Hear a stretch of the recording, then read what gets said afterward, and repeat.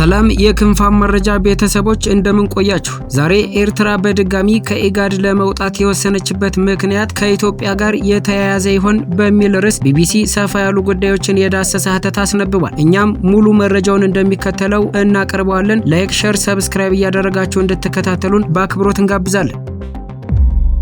ኤርትራ በድጋሚ ከኢጋድ ለመውጣት የወሰነችበት ምክንያት ከኢትዮጵያ ጋር የተያያዘ ስለመሆኑ የፕሬዝዳንት ኢሳያስ አፈወርቂ መንግስት በኢትዮጵያዊው ዋና ጸሐፊ ወርቅነህ ገበየሁ ከሚመራው ኢጋድ ራሱን ያገለለው አገሪቱን በድጋሚ የተቋም አባል ባደረገ በ2 ዓመት ከመንፈቅ ጊዜ ውስጥ ነው። በሐምሌ 1998 ዓመተ ምህረት የኢትዮጵያ መከላከያ ሰራዊት በእስላማዊ ታጣቂዎች የበላይነት የተወለደበትን የሶማሊያ ፌዴራል መንግስትን ለመደገፍ ወደ ሞቃዲሾ ዘመተ። ከ9 ወራት በኋላ በሚያዝያ 1999 ዓመተ ምህረት ኤርትራ ቀጠናዊ ተቋም ከሆነው የምስራቅ አፍሪካ የልማት በይነ መንግስታት ድርጅት ኢጋድ መውጣቷን አስታወቀች። ኤርትራ ውሳኔዋን ባሳወቀችበት ደብዳቤ ተቋሙ ኢትዮጵያ በሶማሊያ የፈጸመችውን ወረራ በዝምታ መደገፉን በመጥቀስ ከሳለች። ኤርትራ በዚህ ምክንያት ከ16 ዓመት በላይ ለሚሆን ጊዜ ከቀጠናዊ ተቋም አባልነት ውጪ ሆና አሳልፋለች። እነሆ አሁን ደግሞ ከ20 ዓመታት ገደማ በኋላ ኤርትራ ተመሳሳይ ውሳኔ ላይ ደርሳለች። የኤርትራ መንግስት አርብ ታህሳስ 3 ቀን 2018 ዓመተ ምህረት ባወጣው መግለጫ ኢጋድ ህጋዊ ግዴታዎችን ባለመወጣቱ ከአባልነት መውጣቱን አስታውቋል። ኤርትራ በመግለጫዋ ላይ ኢትዮጵያን ባትጠቅስም በአዲስ አበባና አስመራ መካከል በተፈጠረው መካረር ለዚህ ውሳኔዋ ዋነኛ ምክንያት ሊሆን እንደሚችል በኢጋድ ላይ ጥናት ያደረጉት የሰላምና ደህንነት ተመራማሪው ዶክተር ቃልአብ ታደሰ ይናገራሉ። መቀመጫውን በጅቡቲ ያደረገው ኢጋድ በ1978 ዓመተ ምህረት የተቋቋመው በቀጠናዊው በተደጋጋሚ በሚከሰቱ ድርቅና ሌሎች ተፈጥሯዊ አደጋዎችን የመከላከል ስራ ለማከናወን ነበር። ኢጋድ አሁን ያለበት ተቋማዊ ቅርጽ የያዘው በ1991 ዓመተ ምህረት በአዲስ አበባ ከተማ ከተደረገው ጠቅላላ ጉባኤ በኋላ ነው። ከኢጋድ የትኩረት መስኮች መካከል በቀጠናው አገራት በሚታዩ የሰላምና ጸጥታ ጉዳዮች እንዲሁም ኢኮኖሚያዊ ትብብርና ቀጠናዊ ውህደት ይገኙበታል። ኢጋድ ቀጠናዊ ተቋም ሆኖ እንዲቋቋም ያደረጉት የመጀመሪያዎቹ አባል ሀገራት ኢትዮጵያ፣ ጅቡቲ፣ ኬንያ፣ ሶማሊያ፣ ሱዳንና ዩጋንዳ ናቸው። ኤርትራ ተቋሙን የተቀላቀለችው አገር ሆና ከተመሰረተች በኋላ በ1985 ዓመተ ምህረት ነው። ከ15 ዓመታት በፊት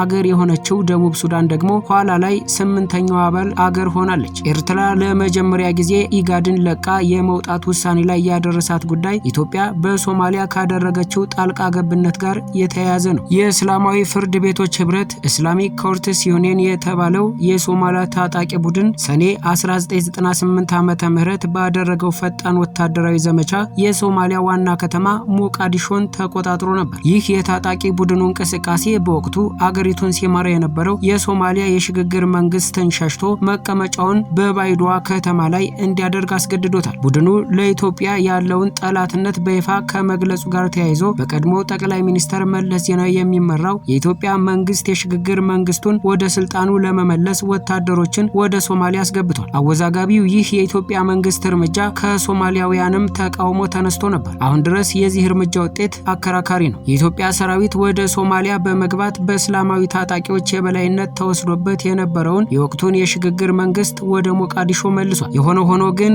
የኢትዮጵያ ወታደሮች ወደ ሶማሊያ ከገቡ ከ5 ወራት በኋላ የሽግግር መንግስቱ ወደ ሞቃዲሾ መመለስ ችሏል። የፕሬዝዳንት ኢሳያስ አፈወርቂ መንግስት በኢትዮጵያ ሰራዊት ዘመቻ ለተከፈተለት እስላማዊ ታጣቂ ቡድን በጦር መሳሪያና በወታደራዊ ምክር ድጋፍ ያደርግ እንደነበር የተባበሩት መንግስታት ያቋቋመው በኤርትራ የሰብአዊ መብቶች አጣሪ ኮሚሽን ሪፖርቱ ያመለክታል። ከእስላማዊ ፍርድ ቤቶች መፍረስ በኋላ ለተቋቋመውና ከአልቃይዳ ጋር ግንኙነት ላለው አልሻባብና ሌሎች ታጣቂ ቡድኖች ድጋፍ ማድረጓን የሚያመለክቱ ማስረጃዎች እንደተገኙም የመንግስታቱ ድርጅት የማዕቀብ ተገዢ ክትትል ቡድን አስታውቆ ነበር። ኤርትራ ግን ወደ ሶማሊያ ምንም አይነት የጦር መሳሪያ አለመላኳን በመግለጽ የቀረበባትን ውንጀላ ተቃውማለች። ክሶቹንም ግልጽ ፈጠራዎችና ፍጹም ውሸቶች በማለት ገልጻቸዋለች። የኢትዮጵያን እርምጃ እንደደገፈ በመጥቀስ ከምትከሰው ኢጋድም ወጣለች። የሀገሪቱ መንግስት በወቅቱ ባወጣው መግለጫ ኤርትራ በኢጋድ ጥላ ስር የሚደረገውን ወረራና የበላይነትን ለመደገፍ እንዲሁም ከፍትህና ከእውነት ውጪ በሶማሊያ ህዝብ ላይ የሚፈጸመው የጭካኔ ድርጊት አካል ለመሆን ፈቃደኛ አይደለችም ብሏል። ቀጥሎ ደግሞ በ2002 ዓመተ ምህረት ኤርትራ በተባበሩት መንግስታት የጸጥታው ምክር ቤት አስመራና ባለስልጣናቷ ላይ ማዕቀብ ማዕቀብ ጥሏል። እነዚህ ሁኔታዎች የተቀሩት ከጠቅላይ ሚኒስትር አብይ አህመድ ወደ ስልጣን መምጣት በኋላ የአዲስ አበባና የአስመራ ግንኙነት ሲሻሻል ከአብይ ወደ ስልጣን መምጣት 8 ወራት በኋላ የመንግስታቱ ድርጅት የጸጥታ ምክር ቤት ለ9 ዓመታት በኤርትራ ላይ ጥሎት የቆየው የመሳሪያ ማዕቀብ፣ የሀብት እገዳና የባለስልጣናት የጉዞ ክልከላን አንስቷል። የሰላምና ደህንነት ተመራማሪው ዶክተር ቃለአብ እንደሚናገሩት በኤርትራ ላይ የተጣለው ማዕቀብ የተነሳው የኢትዮጵያ መንግስት ባደረገው ጉትጎታ ነው ብሏል። የአብይ መንግስት ኤርትራ ከዚህ በኋላ በቀጠናው የሚገባትን ቦታ አግኝታለች ሲል ቀጠናው ላይ ለሰላምና ትብብር ሚናዋን ልትጫወት ነው በሚል ማዕቀቡ እንዲነሳ ድጋፍ መስጠቱን ያስረዳሉ። በሰኔ 2018 ዓ.ም ደግሞ ኤርትራ ለ16 ዓመታት ራሷን ያገለለችበትን የምስራቅ አፍሪካ የልማት በይነ መንግስታት ድርጅትን መልሳ በመቀላቀል በወቅቱ በጅቡቲ በተደረገው መደበኛ ጉባኤ ላይ ተሳትፋለች። ይህ የአስመራ ውሳኔ ግን ከ2 ዓመት ከመንፈቅ በላይ ሊጸና አልቻለም። አሁን በድጋሚ ከአባልነት መልቀቋን አስታውቃለች። ኤርትራ ይህንን ውሳኔዋን ይፋ ባደረገችበት መግለጫ ላይ ተቋሙ ከ1997 ዓ.ም ጀምሮ ኢላማ የተደረጉ አባል ሀገራት በተለይ ኤርትራ ላይ ለሚፈጸሙ እርምጃዎች መገልገያ በመሆን ጎጂ ሚና መጫወቱን በመጥቀስ ከሳለች። በተጨማሪም ከ20 ዓመታት ገደማ በፊት ከአባልነት የወጣችው በእነዚሁ አግባብነት የሌላቸው ድርጊቶች ምክንያት እንደሆነም አስታውቃለች። በ2018 ዓ.ም ወደ አባልነቷ የተመለሰችው ተቋሙ የኤርትራን የሪፎርም ጥያቄ ይቀበላል እና የቀደመ ታሪኩን ያቃናል በሚል ተስፋ እንደነበረ በመግለጫው ላይ ሰፍሯል። በሚያሳዝን ሁኔታ ኢጋድ በህግ ከተጣለበት ግዴታ ማፈንገጡን ቀጥሏል። በዚህ ጠቃሚነቱንና ህጋዊ መብቱን ሸርሽሯል ብላለች። ተቋሙ ለአባል ሀገራቱ ምንም ጉልህ ስትራቴጂያዊ ጠቀሜታ የሌለው እንዲሁም በቀጠናው መረጋጋት ለማምጣት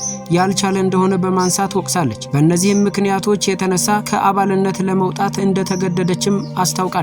የኤርትራን ውሳኔ ተከትሎ ኢጋድ ከሰዓታት በኋላ ባወጣው መግለጫ በውሳኔው ማዘኑን ገልጿል። ይሁን እንጂ ኤርትራ ወደ አባልነቷ ከተመለሰችበት ከሰኔ 2015 ዓ.ም አንስቶ በኢጋድ ስብሰባዎች፣ ፕሮግራሞች ወይም እንቅስቃሴዎች ላይ አለመሳተፏን ገልጻለች። በዚህ ጊዜ ውስጥ ጽህፈት ቤቱ ራሱን ለገንቢ ግንኙነት ክፍትና ዝግጁ በማድረግ ትዕግስትና መልካምነት ፈቃደኝነትን ሲያሳይ ነበርም ብሏል። አክሎም ኤርትራ ከአባልነት ለመውጣት የወሰነችው በተቋማዊ ወይም ፖሊሲ ሪፎርም ላይ ተጨባጭ የሆነ የእቅድ ሰነድ ሳታቀርብ ወይም ግንኙነት ሳታደርግ እንደሆነም ጠቅሷል። በኢጋድ ላይ ጥናት ያደረጉት ዶክተር ቃለአብ በኢጋድ የተነሳውን ሀሳብ ይጋሩታል። ኢጋድ ከአስመራ ፍላጎት አንጻር ምንም እንዳልሰራ መናገር የሚችለው የኤርትራ መንግስት መሆኑን የሚያሳዩት ዶክተር ቃለአብ በመግለጫው ላይ ይህንን በተመለከተ በዝርዝር የጠቀሰ ነገር አለመኖሩም ይጠቁማሉ። ይሁን እንጂ ኤርትራ ከመጀመሪያውም እንደ ቁም ነገር ቆጥራ ከልቧ ከኢጋድ ጋር ግንኙነት አላት ለማለት ይከብዳል። አንደኛ ኢጋድም በአስመራ ጽህፈት ቤት የለውም። ኢጋድ በየአባል ሀገራቱ ሄድ ኦፍ ሚሽን የሚባል ቢሮ አለው። ኤርትራ ከኢጋድ ጋር እንደዚህ አይነት ግንኙነት የላትም ይላሉ። ኤርትራ በኢጋድ ያላት ተሳትፎ ቀድሞውንም ጠንካራ ያልነበረ መሆኑንም ያክላሉ። ኤርትራ ያን ያህል ኢጋድ ላይ ከልቧ ገብታበት የኢጋድ ዓላማ እንደዚህ ነው፣ አብሬ በቀጠናው ልማት፣ ሰላምና ጸጥታ፣ የአየር ንብረት ለውጥ፣ ቀጠናዊ ውህደት ላይ ሰራለሁ የሚል ስራ ሰርተው አያውቁም በማለት የአስመራ ተሳትፎ መሰረተ ቢስ እንደነበረ ይገልጻሉ። ከዚህ አውድ በመነሳት የአሁኑ የኤርትራ ውሳኔ ኢጋድ ላይ ሲሪየስና ስትራቴጂክ ፍላጎት ኖሯት ያደረገችው አይደለም የሚል ምልከታ እንዳላቸው የሰላምና ደህንነት ተመራማሪው አንስተዋል። የኢጋድና የኤርትራ ጉዳይ ሁሌም ከኢትዮጵያ ጋር የተገናኘ ነው የሚል አቋም ያላቸው ዶክተር ቃለአብ የአሁኑ ውሳኔም ከአዲስ አበባ ጋር የተገናኘ እንደሚሆን ያነሳሉ። ኤርትራ በቀድሞው የኢትዮጵያ የውጭ ጉዳይ ሚኒስተር ወርቅነህ ገበየሁ ከሚመራው ኢጋድ የመውጣት ውሳኔዋን ይፋ ያደረገችው ከአዲስ አበባ ጋር የገባችበት ውጥረት ባየለበት ወቅት ነው። ደም አፋሳሹን የትግራይ ጦርነት ካስቆመው የፕሪቶሪያ ስምምነት መፈረም ወዲህ የሻከረው የአዲስ አበባና የአስመራ ግንኙነት የጠቅላይ ሚኒስትር አብይ መንግስት በቀይ ባህር ላይ የባህር በር የማግኘት ፍላጎቱን ከገለጸበት 2016 ዓ.ም ጀምሮ ውጥረት ውስጥ ነው። ጠቅላይ ሚኒስትር አብይ አህመድ ከ30 ዓመታት በፊት የተፈጸመ ስህተት በማለት የሚገልጹት የኢትዮጵያን የባህር በር አልባነት የህልውና ጉዳይ እንደሆነ አድርገው ያቀርቡታል። ይህንን ስህተት ለማረምም እንደሚሰሩ በይፋ ተናግረዋል። በተጨማሪም የኤርትራ መንግስት ከህወሓት አመራሮች ጋር ያለውን ግንኙነት አዲስ አበባ ላይ ስጋት ፈጥሯል። ውጭ ጉዳይ ሚኒስተሩ ዶክተር ጌዲዮን ጢሞቲሞስ ለተባበሩት መንግስታት ድርጅት ዋና ጸሐፊ በላኩት ደብዳቤ ኤርትራና ህወሓት ጽምዶ በሚል ጥምረት መስርተው ጦርነት ለመክፈት እየሰሩ ነው የሚል ክስ አቅርበዋል። ኤርትራ በበኩሏ የኢትዮጵያ መንግስት የባህር በር ፍላጎትና የተሰነዘሩት ውንጀላዎች የጦር መስበቅ እንቅስቃሴዎች እንደሆኑ ገልጻለች። የአዲስ አበባ የባህር በር የማግኘት እንቅስቃሴ አገሪቱን ለሉዓላዊነት የሚዳፈር እንደሆነም ታነሳለች። ዶክተር ቃለአብ የኤርትራ ከኢጋድ መውጣት የማውጣት ውሳኔ የዚህ ውጥረት እንደ ነጸብራቅ ነው የሚል እምነት አላቸው። አሁን የኢትዮጵያ መንግስትና ኤርትራ የገቡበት ፍጥጫ ተመልሶ ኤርትራ ሁሌ የምታነሳውን ወጥቻለሁ የሚል መግለጫ እንዲወጣ አድርጓል ሲሉ ምልከታቸው አጋርተዋል። ኤርትራ የባለብዙ ወገን የዲፕሎማሲያዊ ግንኙነቶች ላይ ከፍተኛ የሆነ ጥርጣሬ እንዳላት ያነሱት ተመራማሪው የአሁኑ ውሳኔዋም ይህንን የከረመ ስጋት የሚያንጸባርቅ እንደሆነ አመላክተዋል። የሆነ ሆኖ እንደ ኢጋድ ያሉ ቀጠናዊ ተቋማት የአባል ሀገራቱ መውጣት እንዲሁም ጠንካራ ለመሆን ተጽዕኖ በሚገባው ልክ እንዳይሆን እንደሚያደርግ አንስተዋል። አንድ ቀጠናዊ ድርጅት ጥንካሬው የሚለካው በአባል ሀገራቱ ነው የሚሉት ዶክተር ቃልአብ የኢጋድ አባል ሀገራት በአብዛኛው ለረጅም ጊዜ በብጥብጥ ላይ ያሉ ወይንም እንደ ኤርትራ የባለብዙ ወገን ግንኙነቶችን የሚገፉ መሆናቸውን የተቋሙን ተጽዕኖ እንደገደበው ገልጸዋል። ከጥቂት ጊዜያት በፊትም ሱዳን ከኢጋድ ወጥቻለሁ ብላ ነበር። በአባል ሀገራቱ ሁሌ በብጥብጥና ደካማ ማዕከላዊ መንግስት በመኖር ድርጅቱን ደካማ ያደርገዋል ሲሉም ገልጸዋል እንጂ ኢጋድ እንደ ድርጅት ከሌሎች የምዕራብም ሆነ የደቡብ አፍሪካ ቀጠናዊ ድርጅቶች በተለየ ጠንካራም ደካማም የሚያደርገው ነገር የለም። በቀጠናዊ ያለው የሀገሪቱ ሁኔታ ነው እንደዚህ ያደረገው በማለት አክለው ተጨማሪ መብራሪያም ይሰጣሉ።